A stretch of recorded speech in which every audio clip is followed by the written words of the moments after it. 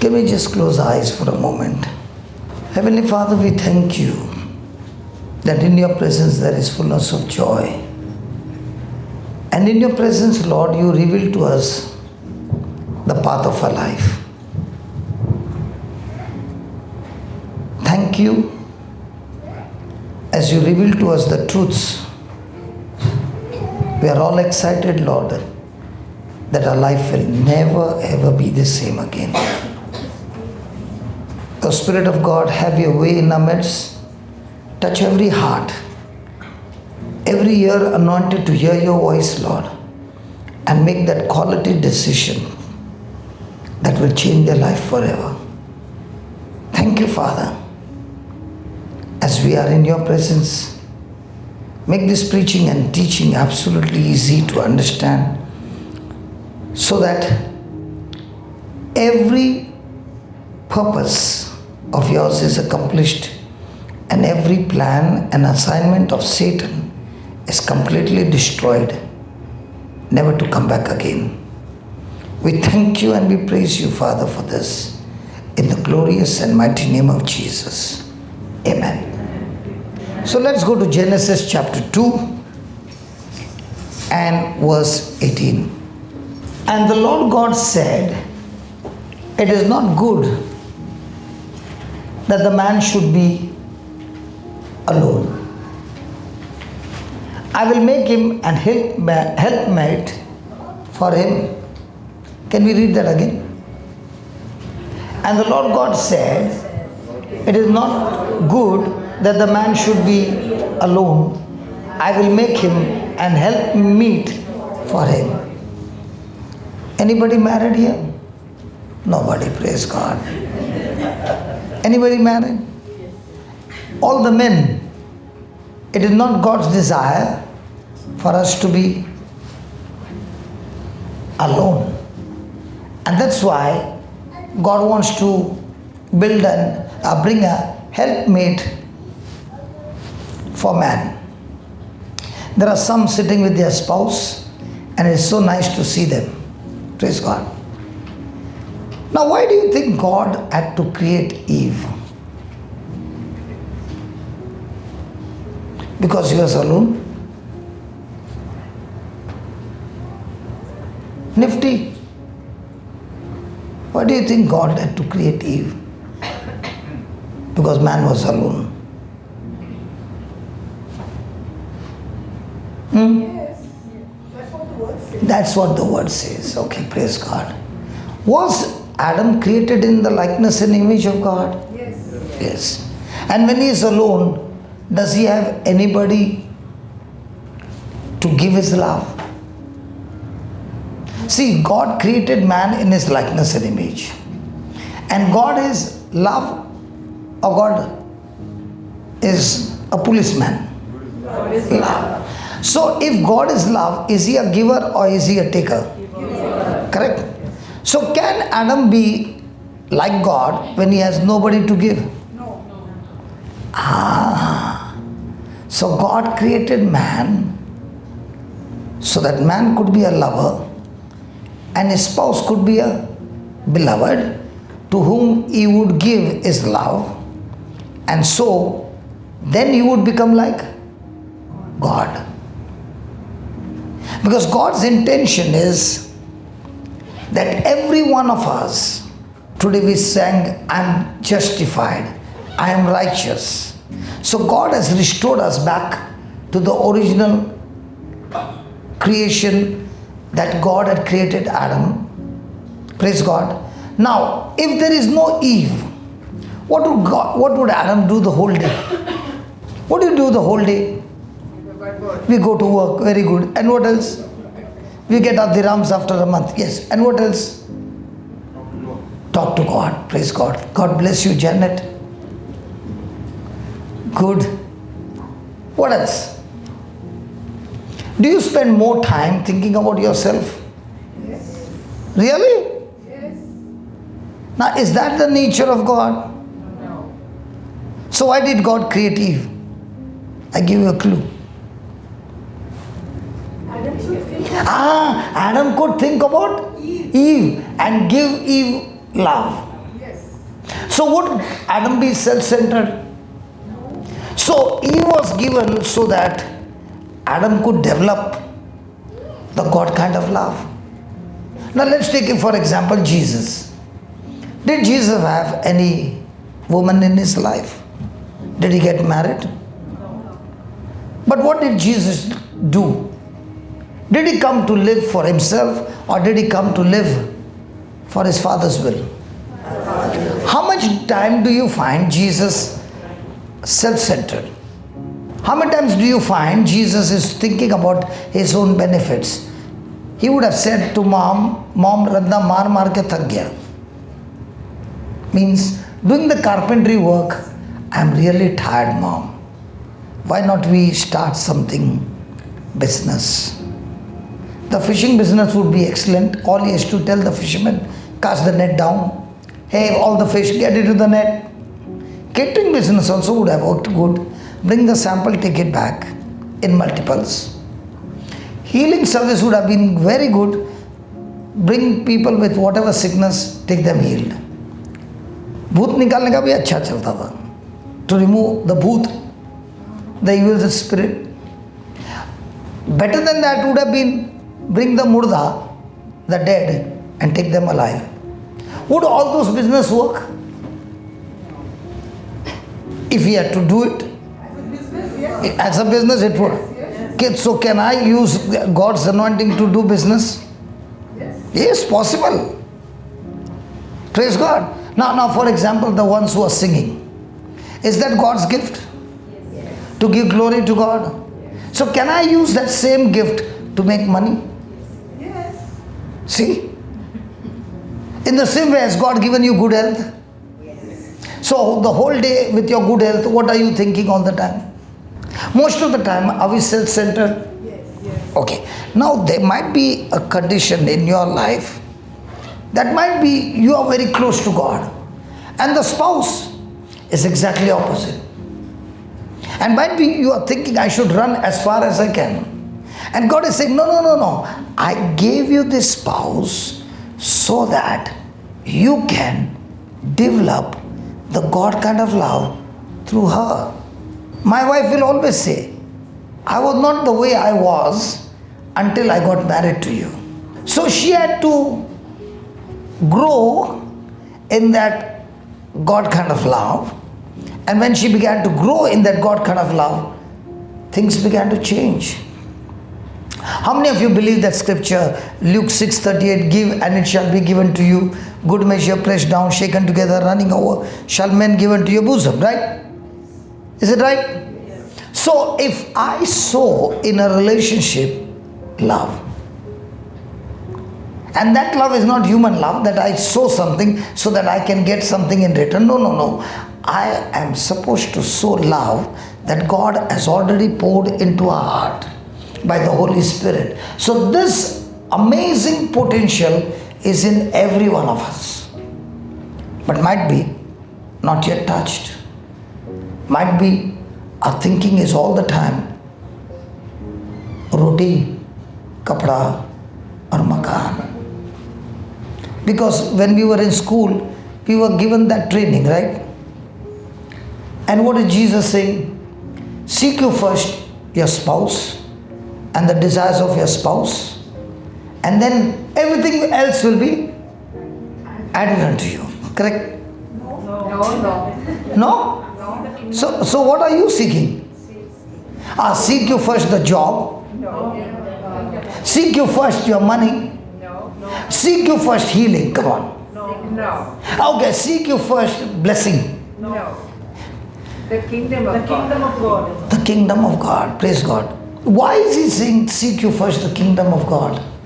How can a person seek the kingdom of God? Tell me. Good question. When you seek God first, then everything will be added to you. But first seek God first. Give me Jesus' words. See, when you have Jesus' words, there is no error. The kingdom of God or the kingdom of heaven is close at hand. But he said something. Somebody gave me the word. Somebody said, repent. Repent, for the kingdom of heaven is close at hand. Now when we say repent, what comes to our mind?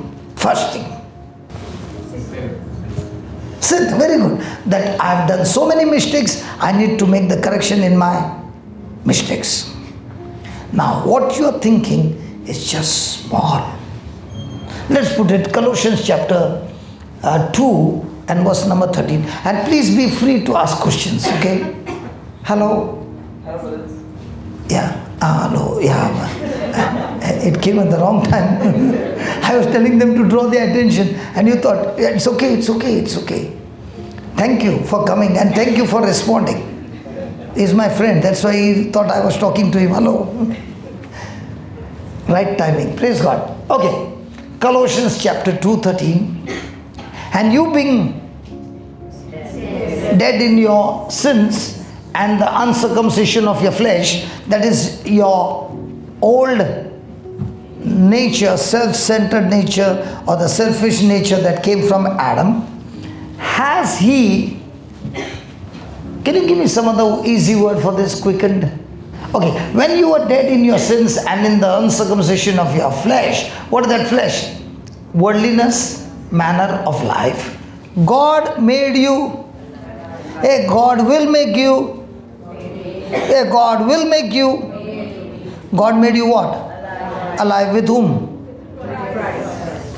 Can you tell your neighbor, you are made alive in Christ Jesus? First you are dead with whom? Adam. Hello. When we were born through Adam with the nature of a rebellion. But now that we are baptized in Christ, we got born again with a new nature that God made you alive together with Christ. Have you ever seen any tree? Surely. And have you seen the branches attached to the tree? So who supplies the sap? The branch or the stem? From the root, it goes to the stem. Agree? Yeah. And does the branch get the nourishment from the root or it grows on its own? Correct. So who is the root? Can you see him? Have you ever seen the root? The root is underground. Is it working active or passive?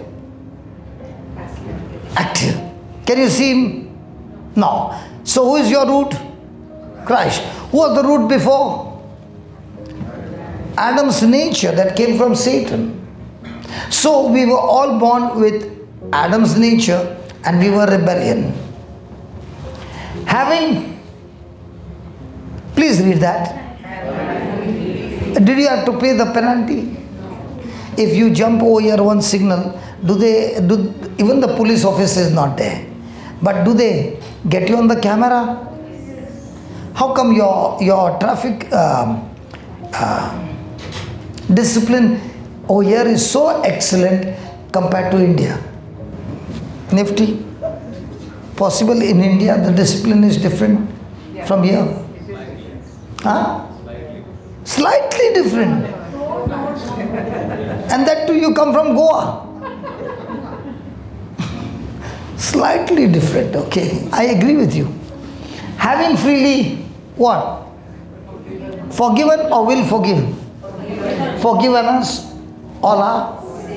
So are all our sins forgiven? Past, present, future. Now listen carefully. Write down. Repentance means change of thinking. And if you don't have a notebook, don't worry. You can chat with Jesus. There comes Eden. Ask and you shall receive. That's my brother Eden.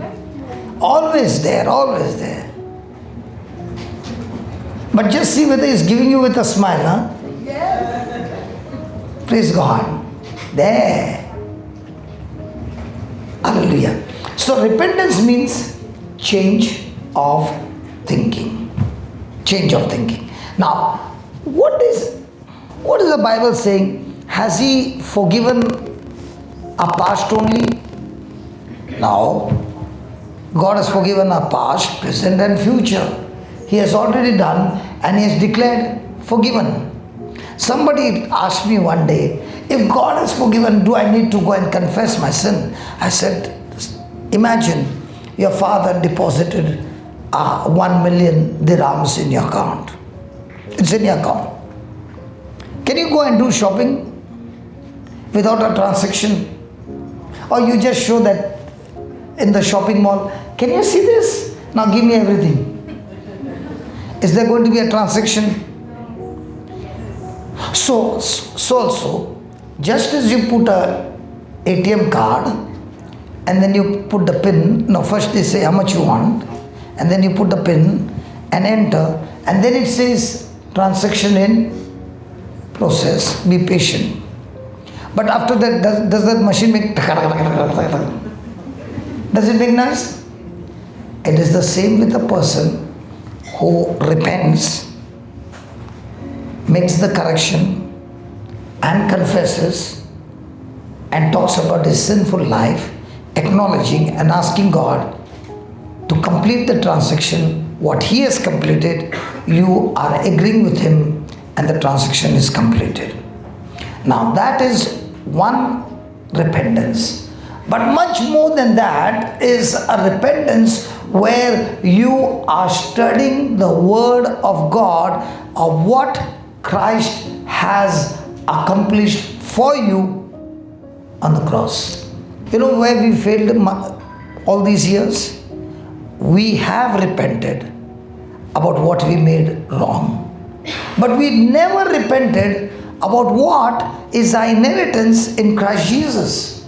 For example, there will be so many seated here and saying, God, please bless me, Lord. Please bless me and get me out of this curse. Please.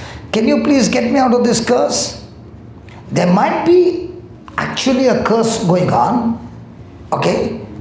But I don't have to go and ask God to get me out of curse, because the Bible says, give me Galatians 3:13. Christ has redeemed us from the curse of the law. Now, what would be my repentance? My repentance would be, I can see with my eyes, everything is going wrong in my life.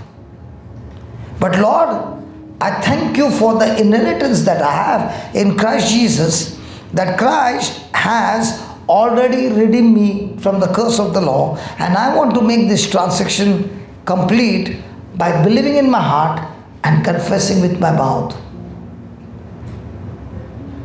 Now what would be the repentance? I'm asking God, please set me free from curse. 1. 2. Lord, I thank you, according to the word, you have already redeemed me. Here, please sit down, please. Thank you for coming. What would be my repentance? My change of thinking. And what would be the change of thinking?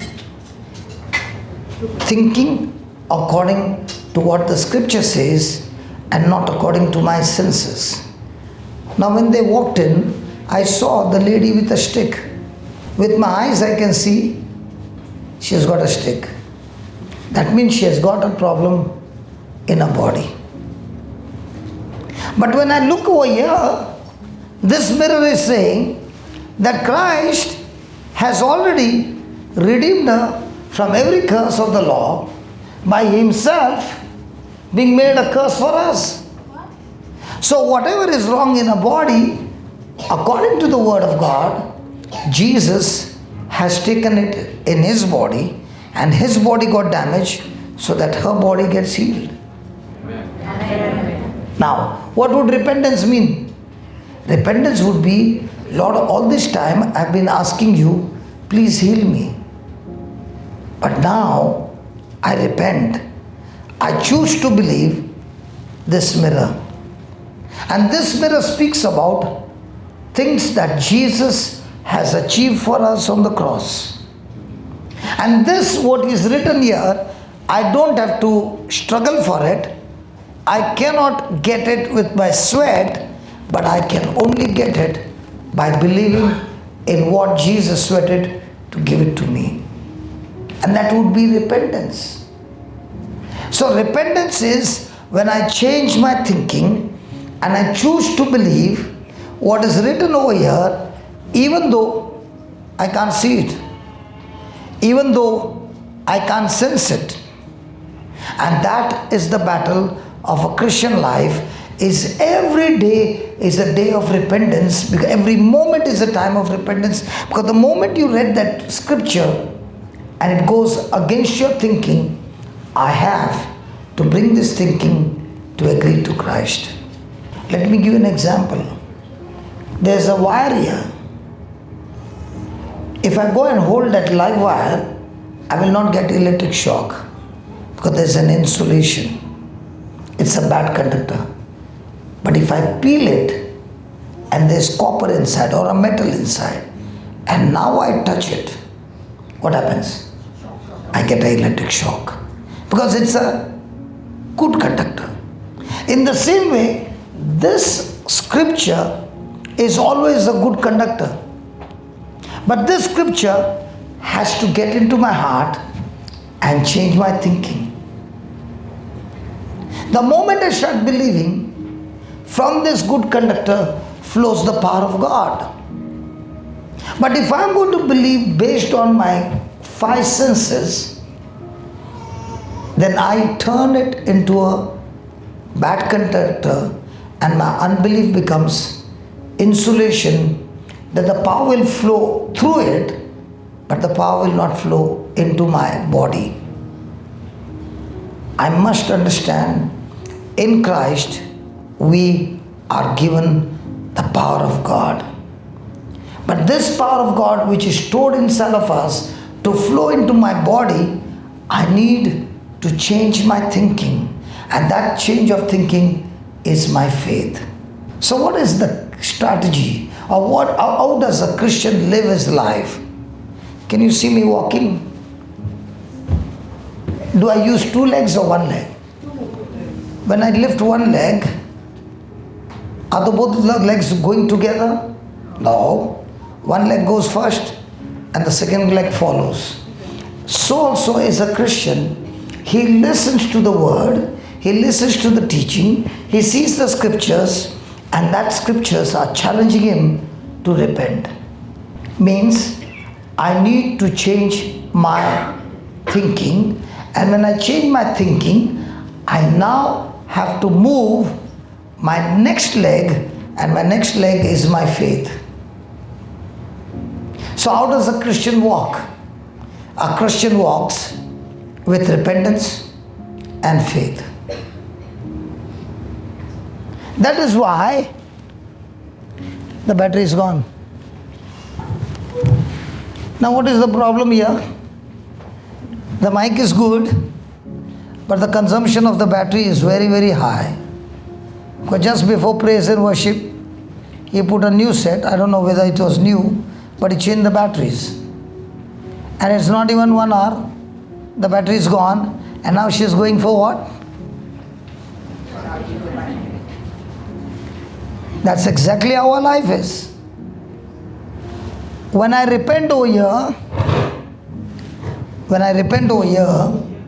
and I go out of the door, I see many things happening in this world. I get many, many distractions in this world. And all those distractions are meant to discharge my battery. And when my battery is discharged, now a Christian cannot walk with one leg. He can hear the word, and what is very important is he must repent. He must change his thinking. The moment he changes his thinking and begins to agree to God, he goes into an action.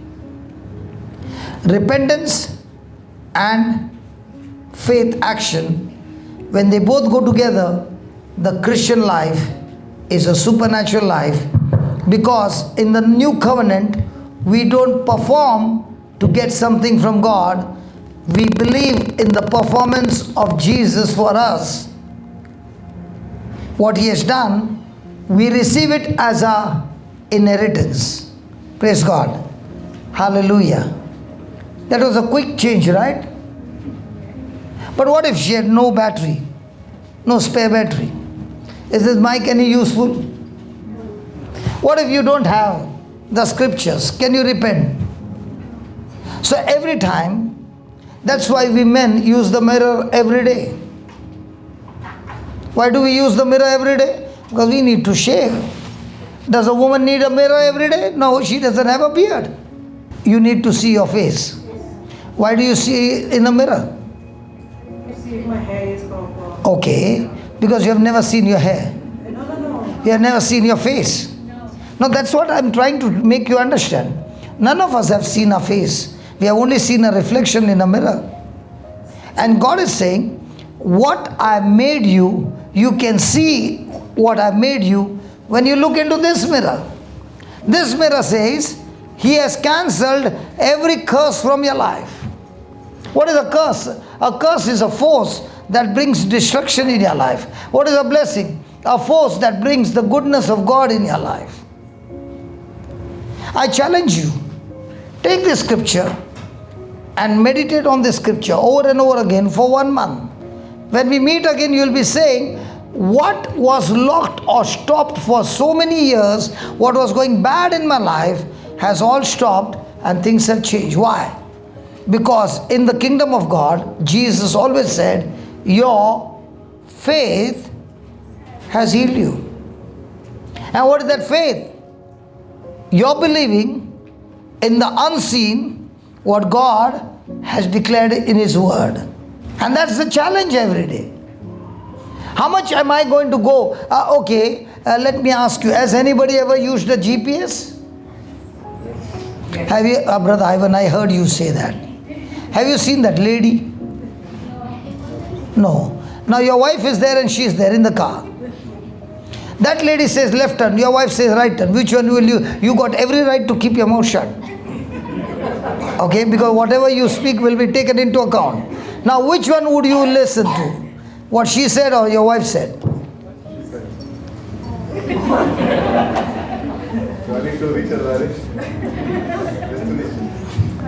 Why do you believe her? Because you know the system. So the kingdom of God is a system. If you understand to follow the system and agree to that system and apply that, and how do you do that? Believe in your heart and speak it in your mouth.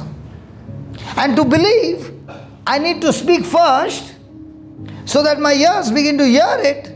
And when I keep on hearing something, it begins to bring positive faith or negative faith. For if the doctor gave you a bad report and you heard it and you repeat it over and over again, within 2 days you are already broken. So do we need to repent? Hallelujah.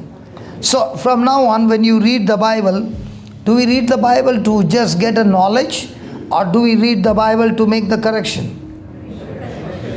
People who make the correction, their heart begins to change and it becomes a good soil. Now when the seeds are planted in that soil, Jesus said the person will produce 30, 60 and 100. Now, when we read the first scripture, God said, it is not good that the man should be alone. I will make him a helpmeet for him. Praise God. Because man's fallen nature is self-centeredness. And God has given you a spouse who puts pressure on you to change you from being self-centered to be God-centered. So the most important part in a person's life is how quickly will I develop God kind of love in my life. Praise God. And the more and more I develop this God kind of love, my life begins to move into the supernatural.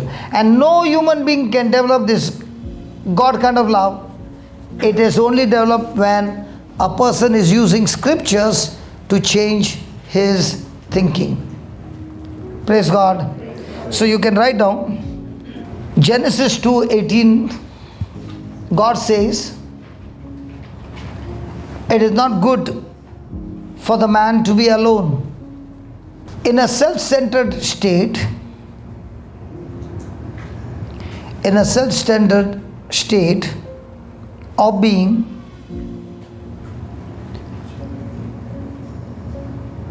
he could never be like God.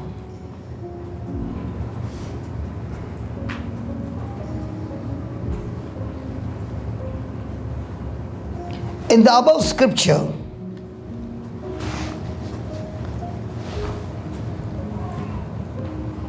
God said that Adam needed help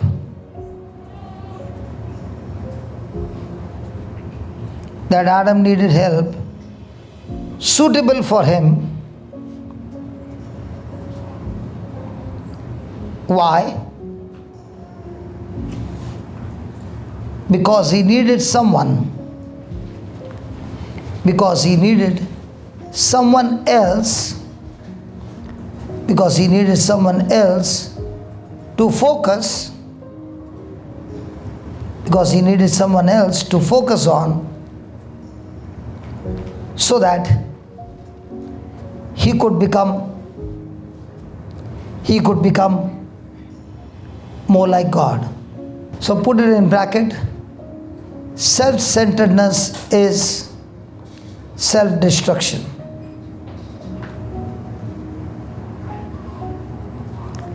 Let me give you an example. Okay, the disciples were going with Jesus everywhere, and they saw so many signs, wonders, miracles, and they saw it with their own hands as well. And they came back and said, Jesus, we saw Satan submit to us everywhere we went. And Jesus said, listen, I've given you power and authority to trample down snakes and scorpions, and don't you rejoice because the demons are subject to you, but you rejoice because your names are written in heaven. Praise God. And now these same disciples, on that night when Jesus was arrested and taken for crucifixion, what happened to these same disciples?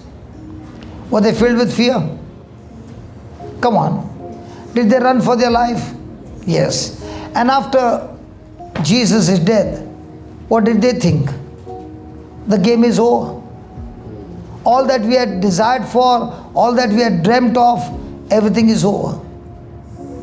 So Peter was the first one who said, I'm going fishing. If anybody wants to join me, please come. And everyone went fishing.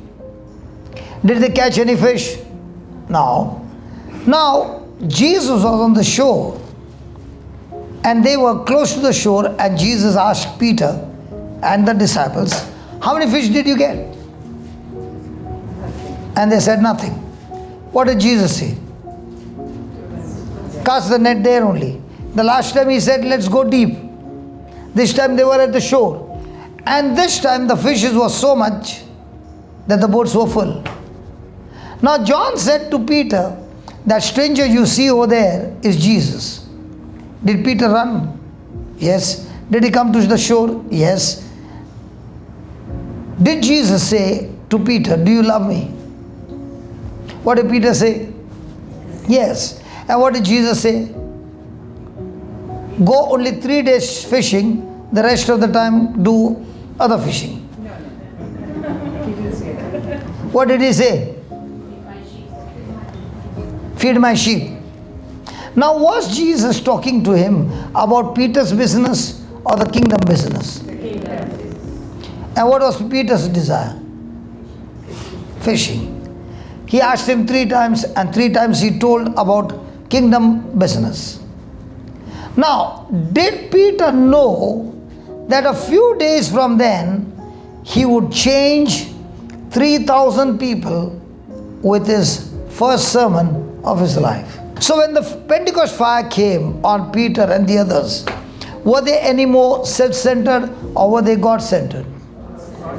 Was there persecution? Was there opposition? Was there threats? Now, were they focused on what they were going through, or were they interested in developing the God kind of love? So, under pressure, they had a choice. Go with the flesh or go with the spirit. Which one did they choose? Which one do we choose every day? Oh, you are not even thinking. So if I am going through the flesh, do I need repentance? If I am operating in the flesh, am I more interested in my comfort or others' comfort? And if any person is going through that of my comfort, will he have a good life, an abundant life, or a God kind of life, or a peaceful life, or a joyful life? His life will be miserable. The world is teaching us every day, how can you be more and more interested in yourself and focus on yourself, don't bother about the others. And the kingdom of God is all about how can I use what God has given me, my life, my body, to bring peace and joy and comfort to somebody else. And that is love. So, problems coming into my life are not exactly the problems. They are opportunities for me to grow and develop the God kind of love. And to do that, God has given us His Word. He has given us His anointing. He has given us His Holy Spirit. He has given us His power. He has given us His Holy Spirit. So every day, whatever you're going through, the focus you must ask, am I responding to grow in love, or am I responding, how can I grow in dirhams? Most of the time we think dirhams. Dirhams. Okay, thinking in dirhams, has it given you peace or pieces? No, never.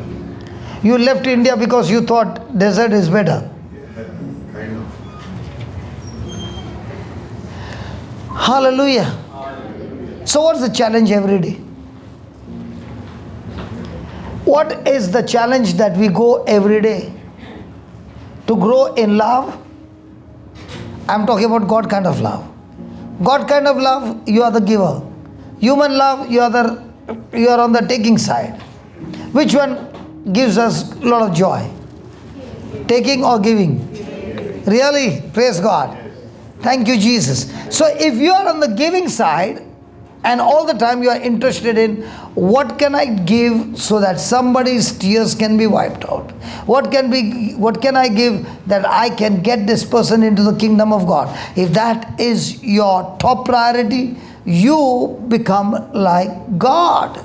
And that's what you see, these very disciples who are all the time fighting, I want to sit on the right, I want to sit on the left, I want this authority, I want that authority. They were selfish people. But after receiving the kingdom of God, they are no longer interested in their life. They are not interested in their resources. They are only interested in how can I use this body day and night to bring the kingdom of God in somebody's life. And that is why every day we need to see this mirror. And when you see this mirror, there's a choice. I can live with my old nature, which Christ has destroyed for me on the cross, and I can live with the new nature, that is the nature of Christ, that He has given me free as a gift. And when you use this new nature, you're looking at that, and you're saying, God, thank you for saving my life. Thank you, Lord, that you have given me a new birth. And thank you, Lord, that you have given me the word. The next time I'm coming, I've got such a long duration of time. I will go fishing, Lord. And it's not difficult to find difficult people with difficulties going on in Dubai. Is it difficult? There are plenty of people around. And all you need to do is, with your genuine heart of love, reach out to somebody. If somebody had not come to my house, I would have been dead 26 years back. A stranger came to my house and took me to the house of God. Sickness had already given me the death sentence. But because somebody preached the gospel brought life, brought healing, brought deliverance. All that I had lost, the Lord restored. But then I found the kingdom of heaven more tastier than anything this world can offer. And that's why you never see me having a holiday. Because I realized my holiday is somebody's agony. Somebody is going through trouble. And God has called each one of us, given us the same spirit, the same word, the same anointing. He does not discriminate among any one of us. He loves us all. But the difference is, what am I thinking? Where is my heart? And for me to grow and become like God, operating in the supernatural, the master key is, how quickly can I develop the love of God? Praise God. Thank you, Jesus. So write down, Adam needed help. Adam needed help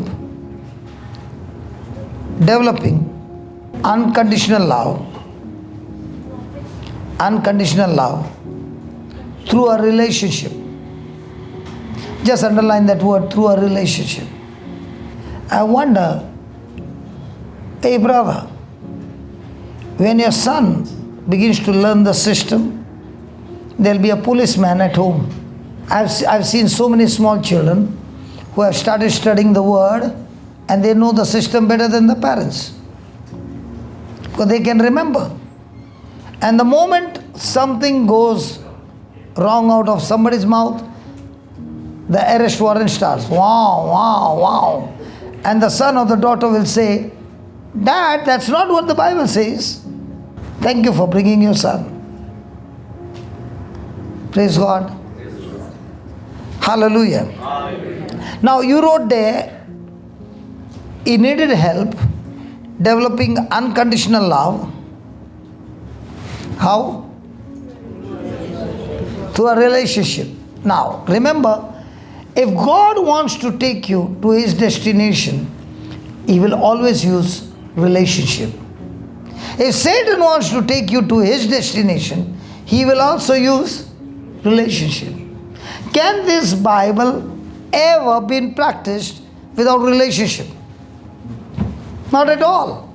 You cannot learn the Bible without relationship. So every person in your life, some of them are very good, some of them are medium, and some of them can be extremely nasty. But each one has a role to play to help us grow in that unconditional love. So is it time for us to run away, or is it time for our investment? So the more and more they squeeze you, like I always use an example of a toothpaste. You press it with your fingers, you stamp it with your leg, but out of it will come the toothpaste, nothing other than that. So also we as Christians, God has given us a word. And this word is speaking to each one of us and saying, I've given you the power, I've given you the authority, and I've given you the word that speaks the truth. Now can you change your thinking? And the power to change your thinking also comes from the word. So when I see people in depression, especially depression, I will never tell them keep praying. No. They are unfit to pray. But there's something that they can do. They can take the teaching, plug it into their ears, and the same one teaching, they keep on hearing it and hearing it and hearing it and hearing it. What happens when you keep hearing? Faith comes by hearing, and hearing by the word. Now, not only faith comes by hearing and hearing by the word, very important is when a person hears, the person also experiences. And that experience is just like a cling wrap. All the ladies in the kitchen, you use a cling wrap, right? You make a salad and then you cover it with a cling wrap. And if you put one nail, it tears. And so delicate. But what if you have a wrapping, say 10, 15 rounds? Now can you tear it? And that's how it is with the experience. You got the word, you got the teaching, you got the renewing of your mind, now you put it into practice. And that experience that you get will change your life forever. Can I call somebody to give you a testimony if you don't mind? With a cling wrap? Oh, you don't want to hear anybody's story. It's a good story. Can I call somebody? Yeah. Hey, Janet, come here. She wouldn't have thought that I would call her. So now when she is unprepared, everything will come from the heart. Tell us about what difficulty you had gone with arthritis. So it was a couple of years, around 6-7 years. During that time, I started with a numb thumb pain in the morning, and I thought it was just a casual pain. So, as usual, we all would have done that. Put some ointment. I did that for 7 days, and then I realized that it did not work. So the next thought came, what should I do? Then I went to the doctor, and the doctor said that you Can have you to just go for a clip it blood. here? Yeah. Because your voice is low. Yeah, go ahead. Okay. Yeah, go ahead. So I have to go for a blood test.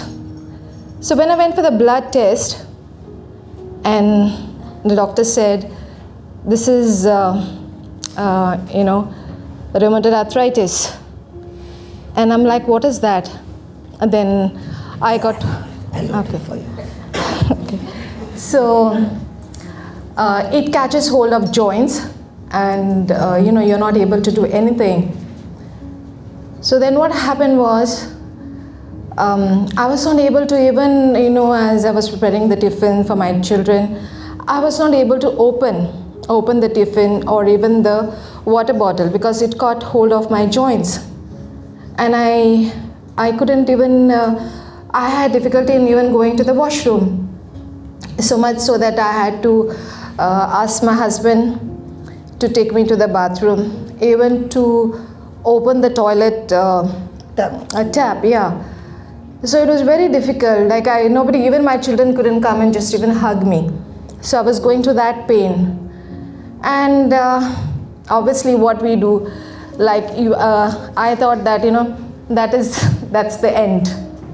And I said to myself, I'm sure everybody would have thought that, I said, I do everything, I do my prayers and everything. And I said to Lord, why me? What wrong did I do? And only what I could do is just, cry, whole day cry, and that's all I could do. And say, Lord, heal me, and, cry, and ask, and beg, and plead with Him. That's all I did. For how many years? That was for 3-4 years that happened. And then I went to the Ayurvedic, all the way we flown to Bombay and got some big bag of medicines, and that medicine was like so bitter that I said, never mind, even if it's so bitter, I have to take it because I want to Get well. Yeah, I want to get well. After 2-3 days, like, okay, and that also before the breakfast, it would really make me like puke. But anyway, I had that because I want to get all right? So I took it. Then I realized it's not working. And then on my husband's shop, there's somebody who came and said that his mother was going through the same kind of sickness. And then he said that How old was she? she must be 70 plus 8. And how old were you? I was young, praise God. I knew. So No, anyway, why I asked you is that sister, that mother Yes. is 70. yeah. You are not 60. In my 40s, okay, In let your me tell you, 40s, yes, in my okay. 40s. So it of is, course, it is yeah. a total different. Yeah, but then the same sickness. So he said, okay, there's a doctor out there in Goa, a homeopathy doctor. So Just come here. Why are you running away from me? no, I'm not. So the very next day, we booked a flight and we went to the homeopathy doctor. And I'm sure if people have gone through that, homeopathy, there are small pills and all of that. So I had to take those. And I was taking those pills. Okay, for some time I was getting relief. Not that, after 3-4 days, suddenly I would get some aches. And I would call him. And that was related to some, full moon and all of that. It was relating to that. So because of then the reason would be that because of that full moon thing, you're getting that pain and that pills you have to take. So all that was like, Anyway, I continued. Then that didn't work much. So again, we went to the allopathy doctor. We went to Mumbai. Again, took some those medicines, and it was giving me relief. And all of that time, and then the COVID hit. And I had heard about Brother Johnson. He used to come to Dubai. So I used to go sometimes, once in a way I used to go to your retreats. But then, I would hear, I had the white book also. I had in my bag, so I used to go to work. Sometimes when I felt like reading, I would read that, and, I would feel good. I feel good. But other prayers, all I used to say. That I used to say sometimes, and whenever I felt like. And since I heard about you now, the COVID time, I said, okay, somebody told me that there's going to be the Zoom and Brother Johnson is going to be sharing. So I said, okay. Not that, really, actually, even I remember in my childhood days, I was not interested even to, if it was a long sermon, and I would not listen much. Okay, so then and you started first for I think 1 hour. I said, okay, you continued, but something was very interesting this time, I didn't feel bored and all of that, and I was like, okay, I want to hear more. And for me, anything, whenever I used to listen, I like to make notes. So here you didn't, I don't know whether you mentioned that time, but I took my book and I started writing notes. By now you were able to hold the pen? Yeah, I could hold the pen, like that I could do, but not as, the pain was there and was going on. And again, when the pain was going on, I was just crying and, again asking God, please heal me, I want to get out of this pain and like that. So now, as I started listening, and suddenly there was a topic on forgiveness. And then, something just hit me. I know during that time I was going through unforgiveness with my brother. Okay, but he said something and I got so irritated that so much so that I blocked him, and I didn't want to talk to him. Locked him? No, blocked him. Blocked him. Yeah. I thought you locked him. No, blocked. Yeah, and then after that, when this teaching was going on forgiveness, then the Holy Spirit reminded me, there's somebody that you need to forgive. And I said to myself, how can I forgive? He said blah blah blah blah, and I just don't want to forgive. And actually, even I told my husband, don't even answer the calls. Don't tell me to unblock. So much I had that hatred that I didn't want to. Then, praise God, I said, Lord, now if this is so important, forgiveness, then I have to forgive. And I said, I need your strength, Lord. I really need your strength. I cannot do it by myself. Okay, one question. Yeah. In all this that you shared, Yeah. were you a self-centered person? Self-centered. Yeah, I was very much self-centered. So your brother was helping you to come out of self-centeredness. Yes. He was helping you to develop the God kind of love. Yes. But you did not know. I did not know that. That time you were the queen. Yeah. It was me, right? The queen. I mean, we say the king. I can't say you the king, but the queen. Yes. And the flesh wanted to sit on the heart. Yeah. And rule over your body. Yes. Over your life. Yes. Over every decision. Yes. And made your life miserable. Very much. Okay. Then. Okay. Now, as I said, forgiveness was going on. I wrote a message to him. Quick message.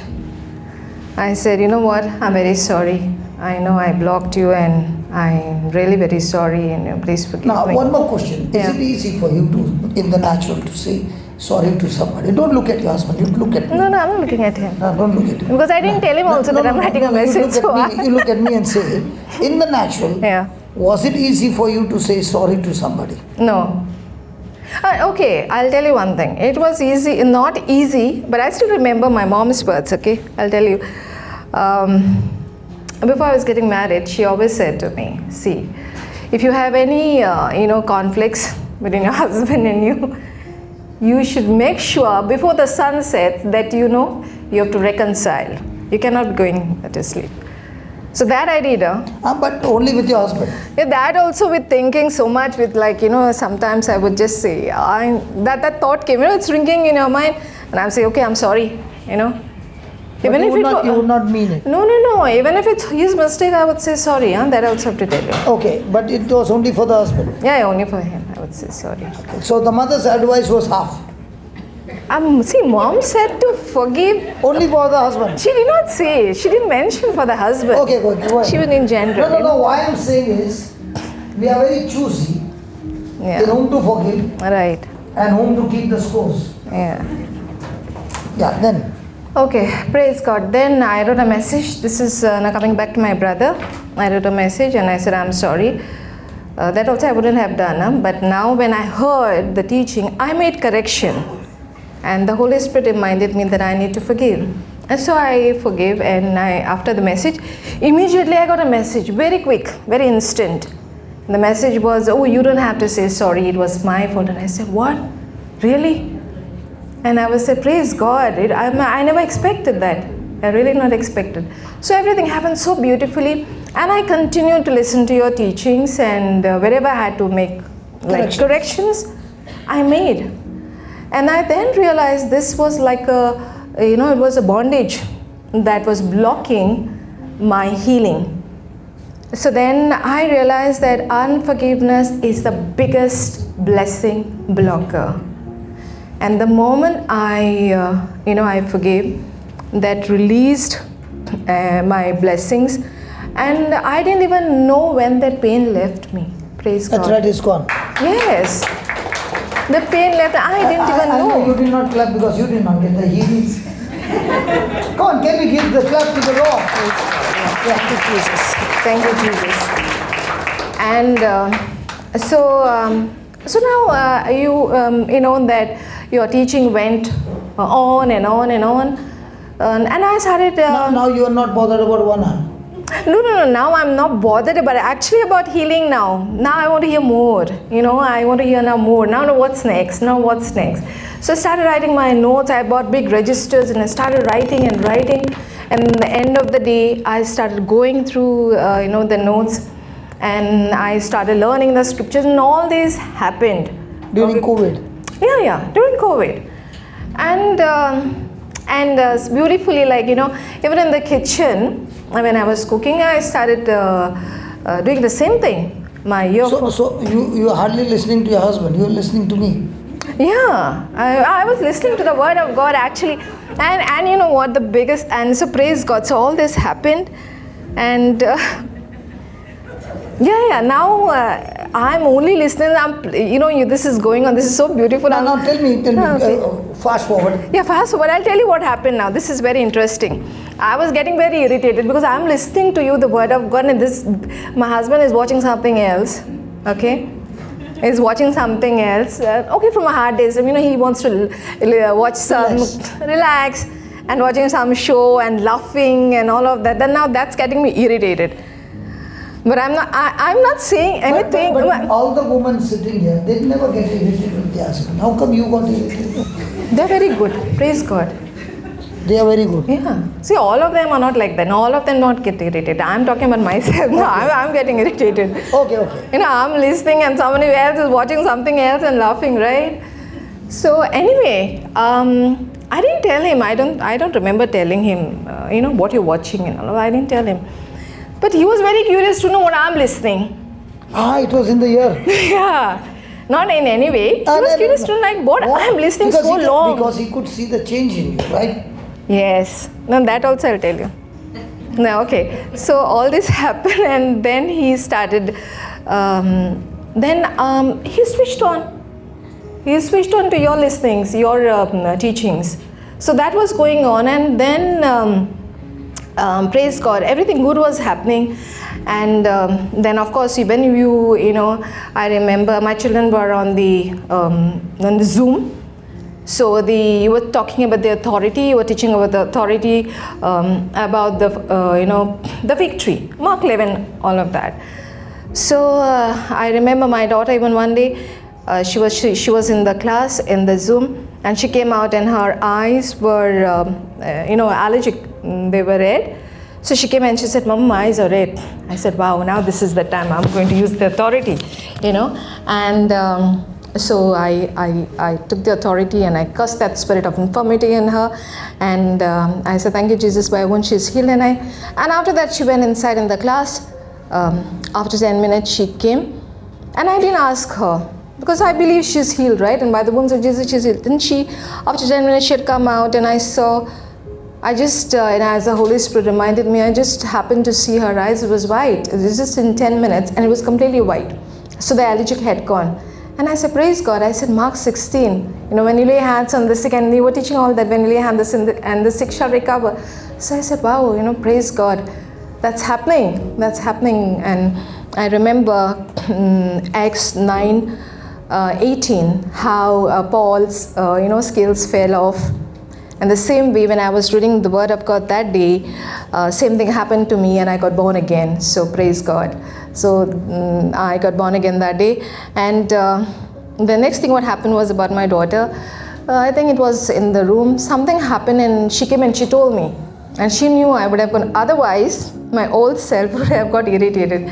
So she came and told me. She said, Mama, I did this. I said, that's all right. No problem. It's okay. She looked at me. She said, are you okay? Is it okay? Is it okay? I said, yeah, that's fine. Now again, how the devil attempts. She came back again and she said to me, Mama, I told you something, that's... I said, that's fine, no problem. We can get it, no problem, that's fine. And then she told me, her testimony was, Mama, I've never seen you like that. The love in you, the Jesus in you changed me. And praise God, after some few days, it was my husband being born again, my daughter being born again, and the whole house was the Word of God. Praise God. Thank you. Thank you, Jesus. Okay. Yeah. We are not going to let you go like Yeah. that. Okay. Praise God. Just put the scripture. Blessed be God, even the Father of our Lord Jesus Christ, the Father of mercies, and the God of all comfort. Now look at the fourth verse, everyone. Who comforts us in all our Revelations. that we may be able to comfort them which are in Any some trouble. Any trouble. some. Any trouble. By the comfort wherewith we ourselves are comforted of God. Of God. Now, has she been comforted from a spirit of unforgiveness, from bitterness, from irritation, from arthritis, from so many things? Now the same anointing which is in her is able to comfort people of any kind of trouble. So only when she repented of being bitter, of having unforgiveness, when that spirit left, the healing was so quick. There might be somebody who's going through the same. Might be some bitterness with something that has happened. And that bitterness is a prison that will keep you in the prison. And if you go to God and you say, God, please get me out of this prison, you know what will God say? I don't have the keys. I got the keys. When you make a mistake, I got the keys to get you out of the prison. But this prison of bitterness, I don't have the keys. You got the keys. And in this testimony she said, I first wrote a message to my brother. And that's when she used the key to forgive her brother. And when she used that key, she not only came out of the prison, she brought her brother also out of the prison And after that, the goodness of God came upon the whole family. Praise God. The devil wants us to be irritated all the time with our own loved ones so that he can push us into the prison called bitterness and keep you there for years. Because when bitterness is there, it is like a car, a brand new car, and in the radiator, instead of putting a coolant, you are putting an acid.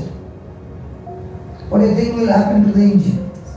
So now she is going to lead us with the same anointing that she received.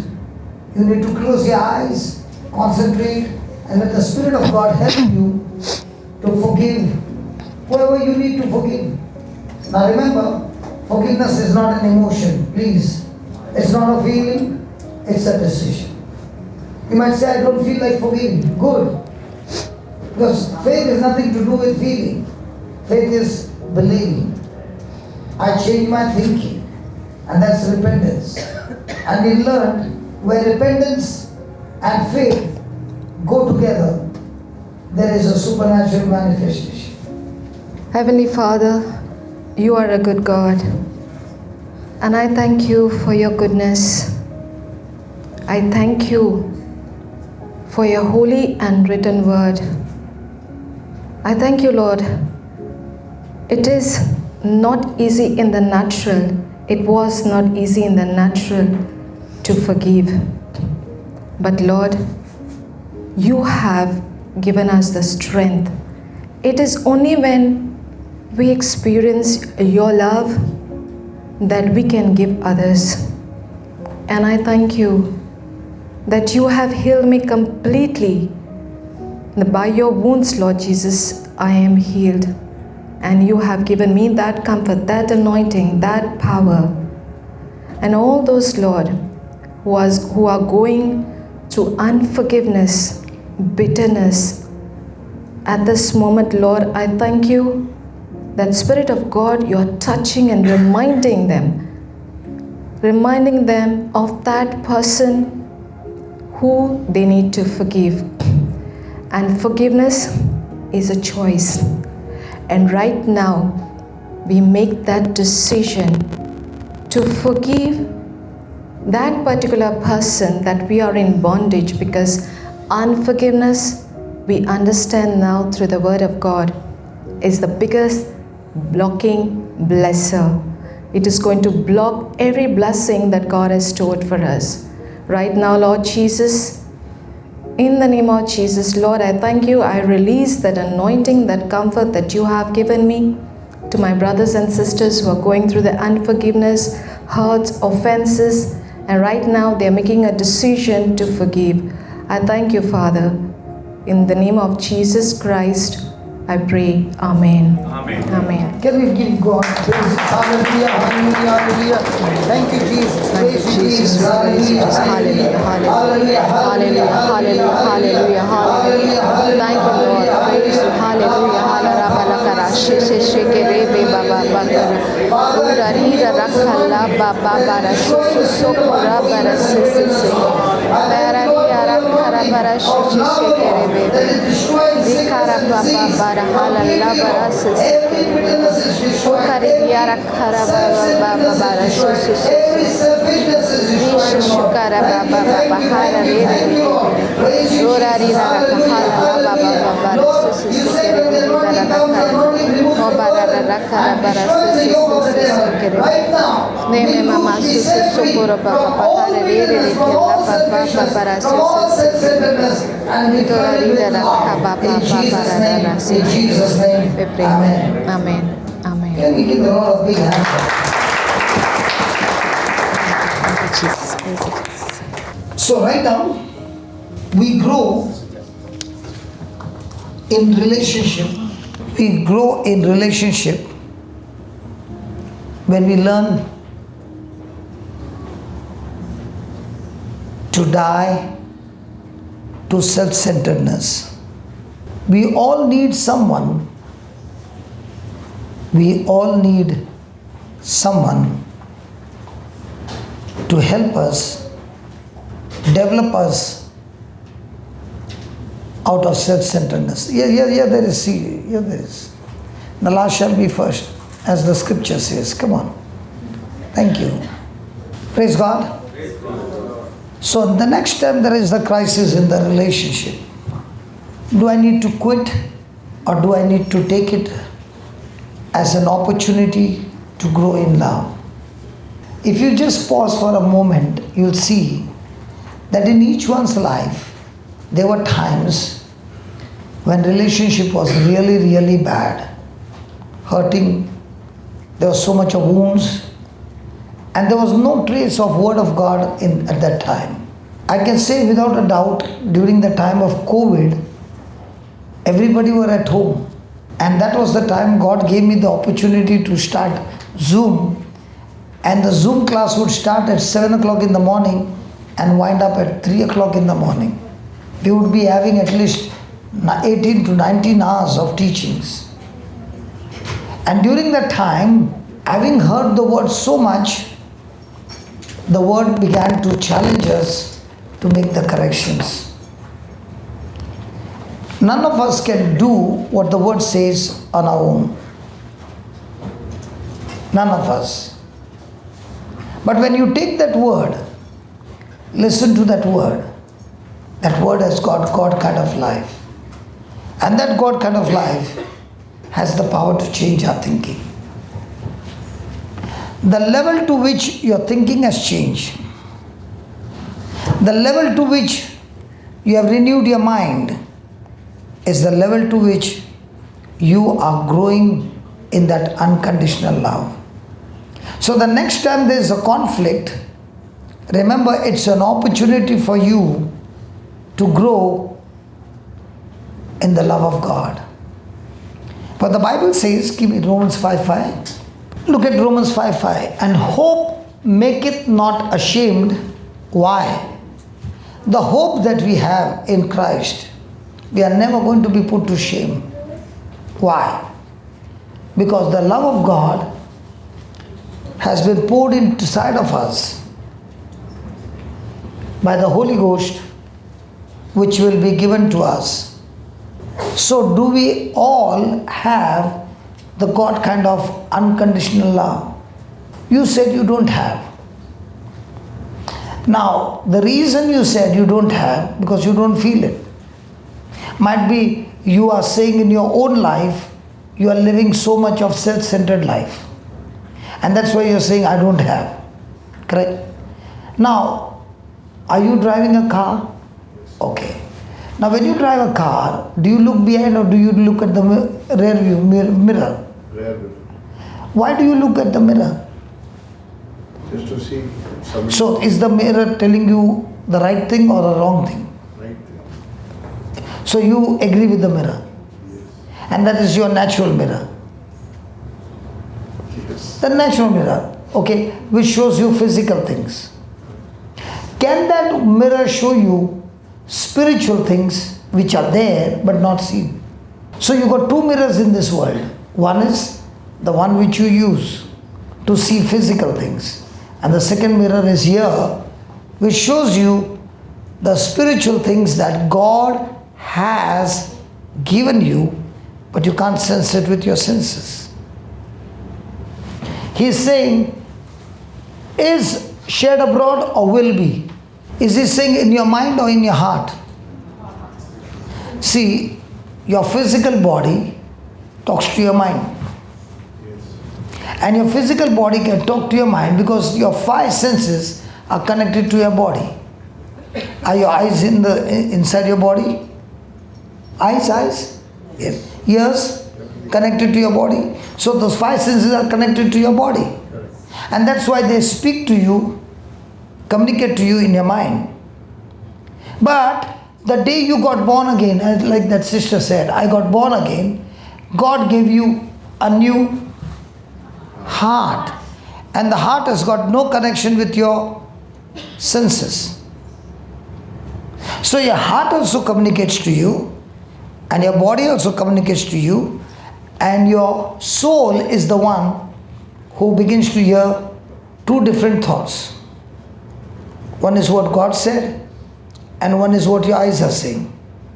Which one do you choose?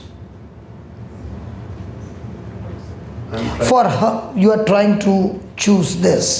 Did you hear what she said? As I began to hear, I would not like to sit for long sermon. But as I began to hear, it became more and more interesting. Why do you think it became more and more interesting to her? She started feeling good about hearing. No, she did not start feeling good about it in the beginning.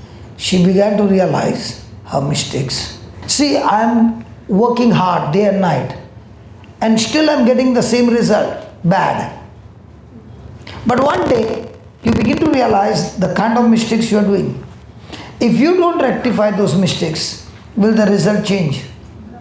For example, you don't know about gears. Example, you don't know about gears. You are putting the reverse gear and pressing the accelerator, looking in front. Where will the car go? Back. You caused the accident, got it repaired, came back. But you are not interested in learning the gears. Again you put the same and again you bang. How many years? So what she learned is, I should learn to put the right gears. And where did she learn that? By the preaching, teaching of what is seen before you, the Word of God. So now when you spend more and more time in this, will you begin to practice it? Because remember, whatever you look and wherever you spend your time with, or whatever you spend your time with, slowly but surely that will become your master. You spend your time with lust. Lust will master you and make you a slave. You spend your time with fear. Fear will become your master and rule over you. You spend your time with the Word will become your master, and when the Word becomes your master, your life will be supernatural. So you don't try, let the Word try you.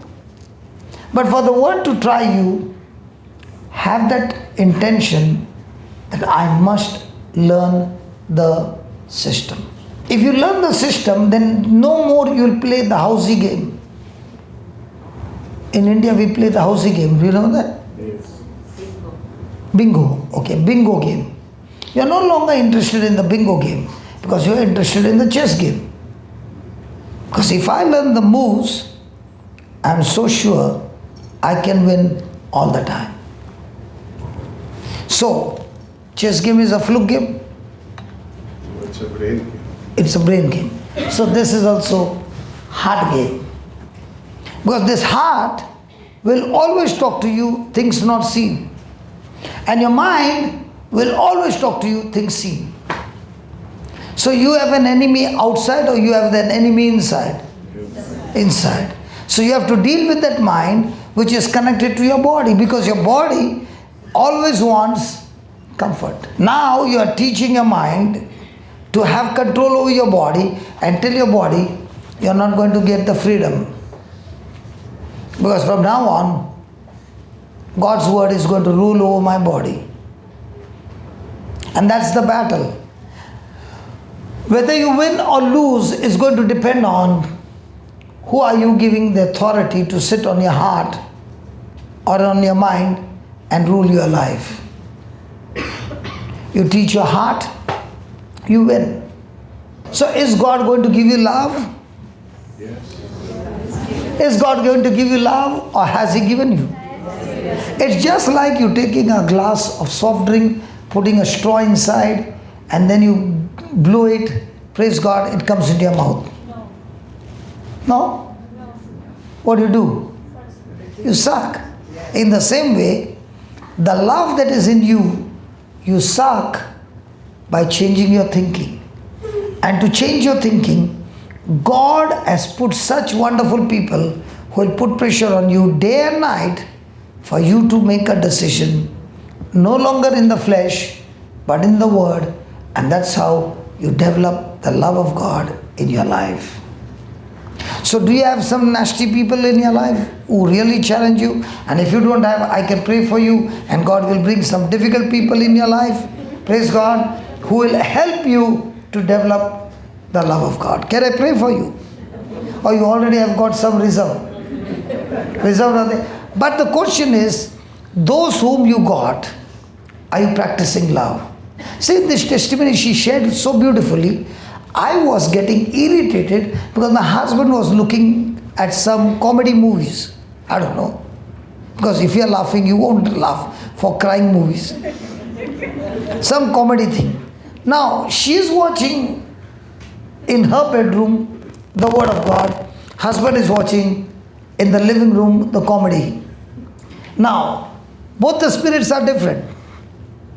Now, is the wife getting irritated? Yes. Did she open her mouth? She had never opened her mouth from the day she got married. Because she was on a mummy's advice. Did you open your mouth in the beginning? Yes. Huh? Lord. Now what did the Word of God do? The Word of God said, you are using the wrong gears. It's only going to cause more accident. Shift the gears that I tell you. Now, inner mind is irritation. But what is she doing? Practicing love. And husband is saying, how come my wife, who was so wild, has become so tame? I also want to hear. What is she hearing? When we plant love seed, out of that love seed will come the joy and peace that surpasses all understanding, guarding your heart and mind in Christ Jesus. So don't you run away from the relationship. Stay there and use it as an opportunity to grow in your love walk with God and with others. How do you know you love God? How do you know you love God? Because when you study this, it's a vertical relationship. And then this vertical relationship is going to teach you how to practice this, what you are learning, with somebody on the horizontal line. And the more and more you practice, it's going to build up your own character. And remember, it is your character that decides your destination. You might be an excellent person, might be a smartest person in the company, but if your character is no good, in no time, you lost your job. So write down, God never intended for us to be alone, which is why the family is being attacked. Do you find families being attacked? Yes. Hello? Yes. Why do you think the devil is after families? Why is he not after individuals? Why he wants to get families into fights and divorce and separation? Why? The Bible says one can take 1,000, two can take.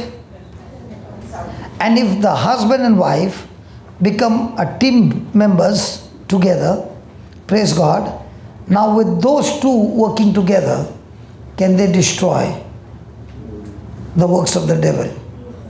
See, if how many of you have ever seen a hen, colored hen in India? And you saw the hen working hard and getting the chicks out of the egg. And then the hen goes out with 10 chicks and the chicks are following her. And one of the chick goes a little away from the mother. Before the mother can call, the chick runs in a different direction. That's the end of the chick. Have you seen it with your eyes?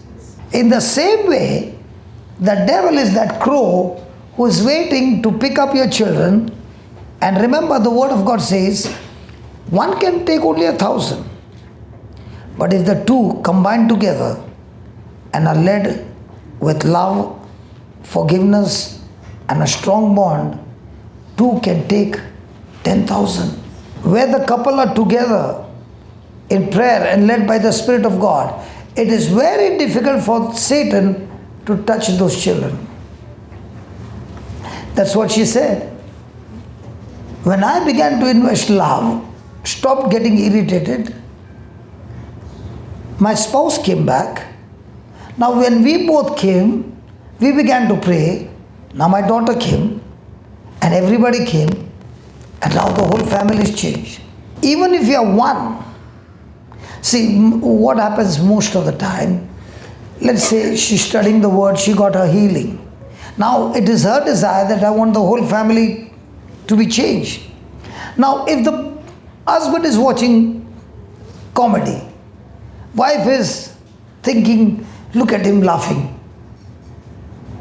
Why he can't come and sit down here and listen to the word? Now, by getting irritation, did that irritation come from the kingdom of God or from the kingdom of darkness? The husband is not praying, is watching all the comedy. Is he inside the garden or outside the garden? Outside the garden. But what is the wife saying? I'm inside the garden. Correct? But is she irritated? Yes. Now, is she inside the garden or outside the garden? Now, being outside the garden, which she believes that she is inside, can her prayers work? Because prayers don't work when you're outside the garden. First thing I need to do is I need to get inside the garden of Eden. And now, when I open my mouth and I pray, your prayers are powerful. Imagine both of them inside the garden, the whole family is touched. Can we just close our eyes for a moment and reflect on what you heard?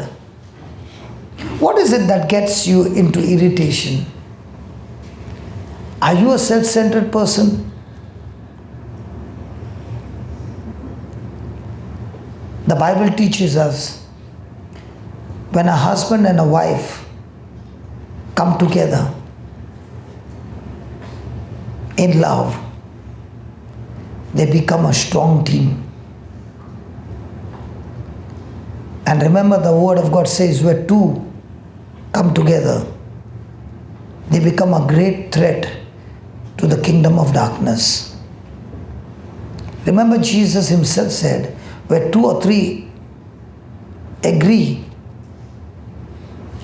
on earth, then the Heavenly Father will surely bring forth the manifestation in their life. If you are annoyed with your loved one, this is the time the Spirit of God is talking to you and saying, your repentance, your love walk is going to draw you inside the garden. And remember, there is power only inside the garden, not outside. Take that step and tell the Lord, I repent and ask you to forgive me. And from now on, I will be extremely vigilant, because that bitterness only causes self-destruction. Talk to the Lord and tell Him, Lord, I'm sorry. And thank you, Lord, for this teaching, that I'm able to repent, change my thinking, and I choose to forgive everyone. As the sister said, that bitterness is a blessing blocker. Lord, every block be completely destroyed. Take over each and every one of us, O Lord, and let your anointing destroy every block. Let your anointing bring forth your blessings. Let love be flooded in my heart, and from my heart, O Lord, let that love flow to my spouse and to my children and to my siblings and to my parents and to everybody in the household and to others. Thank you, Lord, for teaching us that families are a great force. Families who are led by the Spirit of God are anointed to destroy the kingdom of darkness and set the captives free. Thank you, Lord, for showing me that my marriage is a blessing not only for my family but a blessing to bring blessing upon others. And using every opportunity to bless others. Thank you, Lord, that these blessings are pouring over all the families of the earth. Thank you, Lord,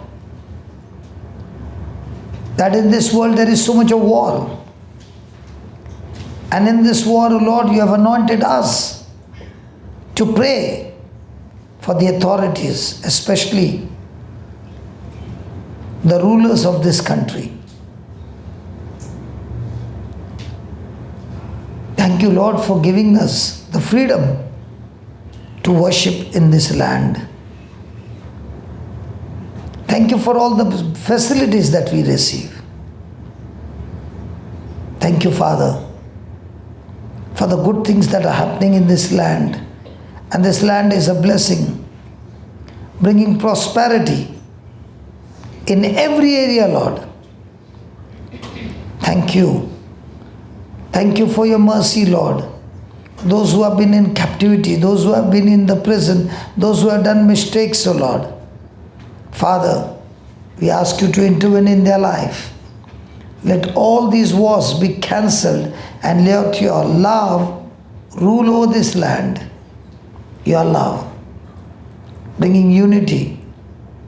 Thank you, Lord, for giving the wisdom that comes through love. And with this wisdom, O Lord, lives are being transformed. Let the top priority in our life be love. Your kind of love.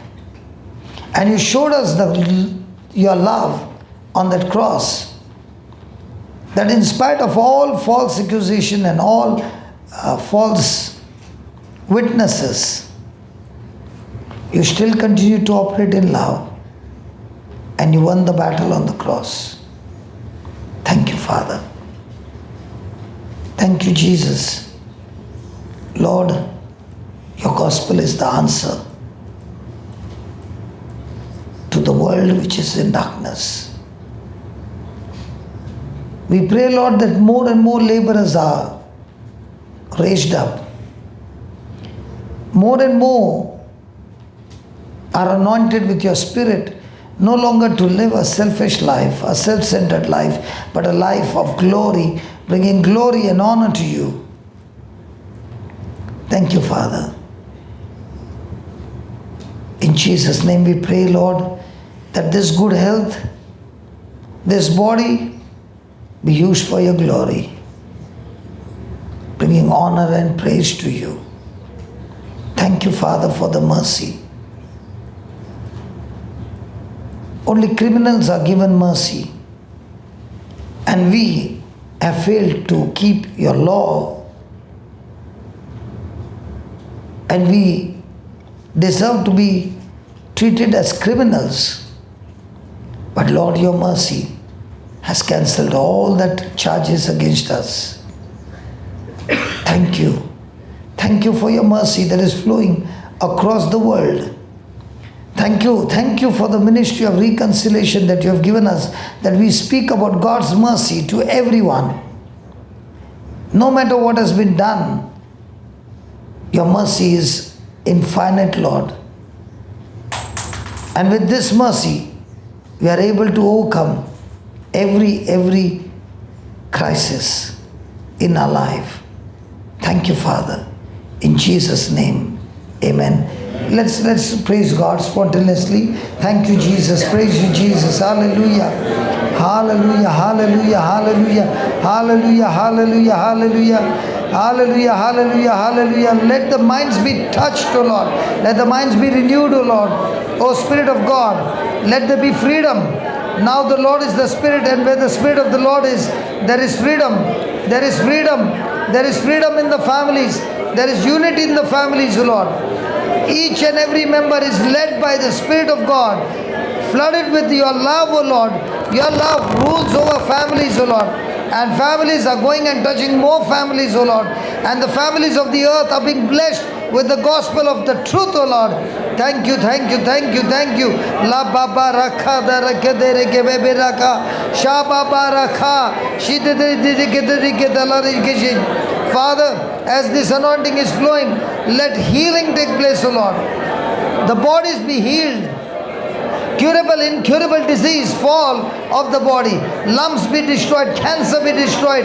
Every kind of sickness be destroyed. I curse that infirmity in the name of Jesus. You spirit of infirmity, I cast you out of every person in this name. In the name of Jesus. Out of every person. In the name of Jesus. Body be restored. The Spirit of God touch you. The light of the gospel touch you and set you free from all captivity, from all depression, from all oppression, from all suicidal tendencies.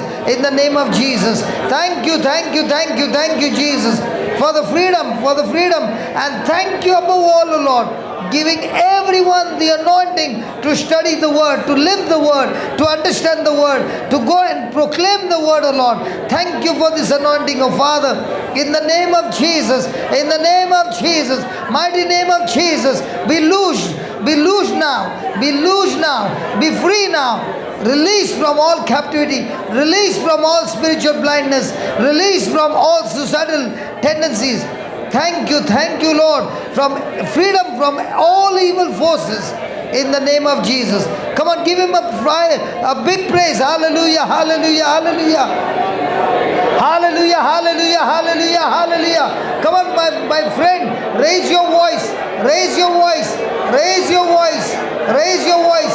Every word coming out of your mouth is anointed, is anointed. As your ears are hearing, receive your freedom. In families there is peace, there is joy, there is unity in families.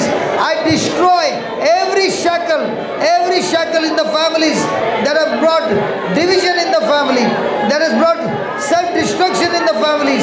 Receive, receive, receive, receive. Thank you, Jesus. Thank you, Jesus. Thank you, Jesus.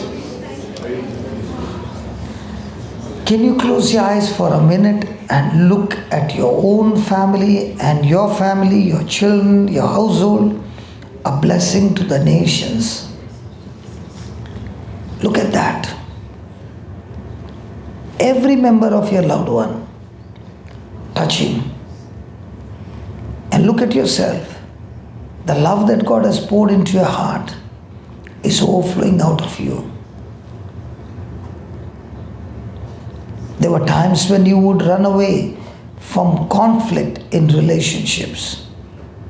But today God is saying, I've called you, I've chosen you, I've anointed you, I've blessed you. And this is your purpose. This is your assignment to grow more and more, develop more and more, to operate in love. Use that opportunity of conflict to develop that unconditional love. The one in you is far greater than that one who is out in the world using conflict against you.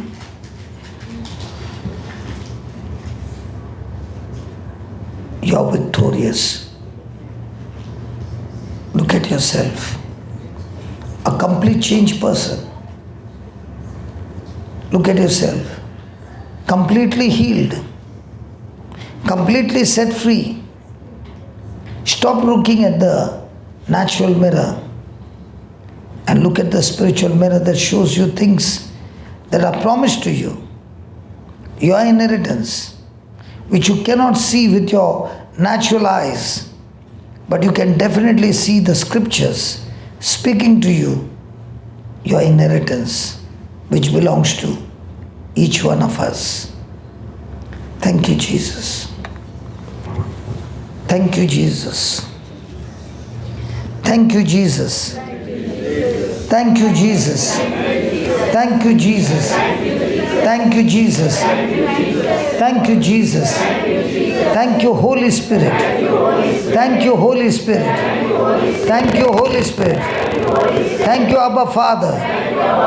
Thank you, Abba Father, for teaching us. Not our will, your will be done. Thank you for teaching us, for crucifying our flesh, so that we are led by the Spirit of God. In Jesus' name. Amen. Amen.